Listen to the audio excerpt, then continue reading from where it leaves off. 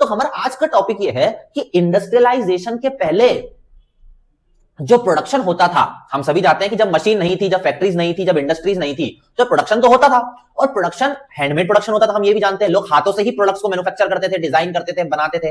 Complete production was handicraft या हाथों से बना सामान बिकता था, बनता था। तो क्या इंडस्ट्रीज लगने से पहले भी लार्ज स्केल प्रोडक्शन हो रहा था जैसा फैक्ट्री में होता है? और उसकी खास बात यह होगी कि वो हैंडमेड प्रोडक्शन होगा।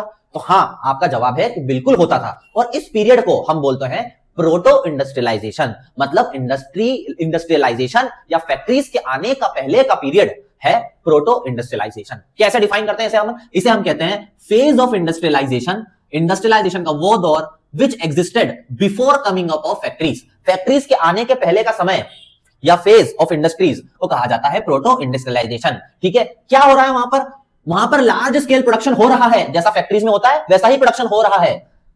Was done in rural households। कहां पर हो रहा है? गांव के अंदर, रूरल इलाके में हो रहा है। और प्रोडक्ट कहां बिक रहा है? इंटरनेशनल मार्केट में।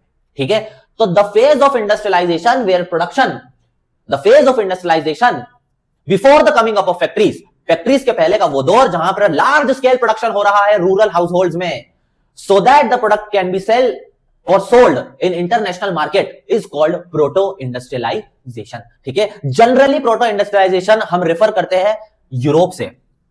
ठीक है, और हमारी बुक में जो एग्जांपल है वो है ब्रिटेन का। ठीक है, ब्रिटेन में फैक्ट्रीज आने से पहले प्रोडक्शन होता था। कैसे होता था? रूरल हाउसहोल्ड्स में होता था और प्रोडक्ट बिकता था इंटरनेशनल मार्केट में। और जो प्रोडक्शन था वो एक लार्ज स्केल प्रोडक्शन था, जैसा कि फैक्ट्रीज में देखने को मिलता है। ठीक है, तो यहां पर होता कैसे है? जो मर्चेंट्स हैं, जो ट्रेडर्स हैं, जो बड़े पैसे वाले लोग हैं, वो विलेजेस में जाते थे और विलेजेस के फैमिलीज को और हाउसहोल्ड्स को और परिवारों को कॉन्ट्रैक्ट देते थे।